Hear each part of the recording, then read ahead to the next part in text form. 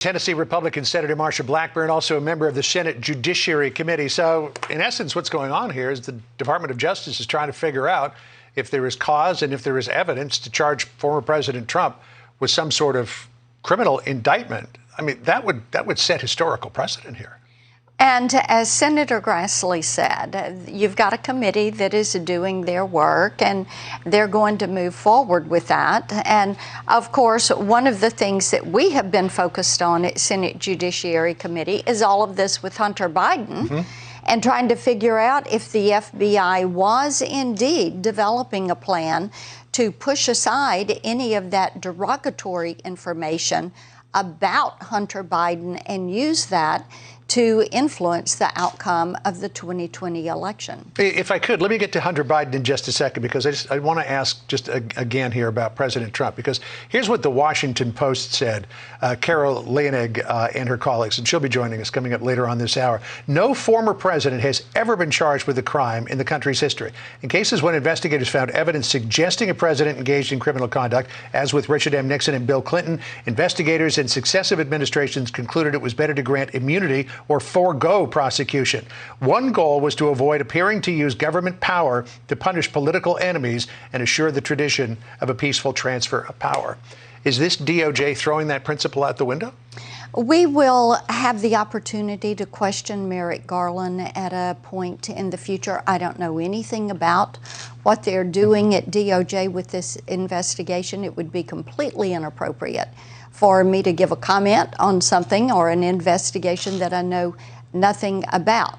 What I do know is what we've been able to uncover from what has happened with Hunter Biden and the Biden family. All right, so let's compare what the DOJ is doing now vis-a-vis President Trump with Hunter Biden and their allegations from whistleblowers that the FBI was seeking to either diminish or discredit any information that was coming forward about Hunter Biden as disinformation.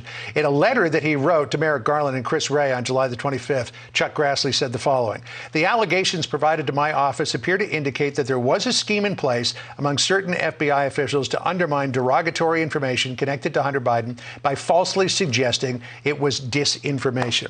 Is there a double standard here? And should a special counsel be appointed to take this out of the Department of Justice's hands so that there is no hint of politics? And indeed, I am one of those that has called for quite a period of time for a special counsel to do this. What we learned from Hunter Biden's computer is that there are phone messages from Joe Biden that connect him to Hunter's business dealings. We know that there are 150 different banking transactions that have been questioned by banks that Hunter was doing business with, whether it was Hunter or James Biden. We know that this has gone on for a period of time. There were $31 million in transactions with the Chinese Communist Party and firms in China. We know about Burisma. We know about the Russian oligarchs, and it would be appropriate, John, to turn that over to a special counsel and have them figure out exactly what happened. Joe Biden told the American people he had nothing to do with Hunter's business dealings or James's business dealings, and we have from the computer learned that that is not accurate. We also are concerned about the work the U.S. Attorney in Delaware is doing, and we know that there has been a hesitancy from DOJ to move forward on some of those findings. Yeah. Let me just change subjects and ask you quickly about China. Nancy Pelosi's forthcoming trip to Taiwan. We don't know when that will be. Apparently now the U.S. military may be ready to offer her help in terms of safe passage to get there. Should she go?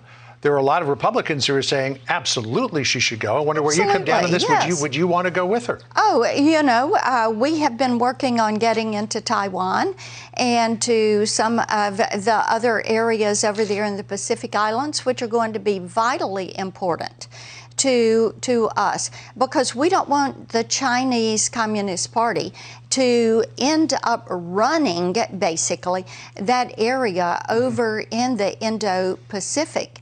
And they are very aggressively working. They have put 52 different bilateral agreements in place with countries in that region. And halting the Chinese Communist Party is something that is going to be an imperative.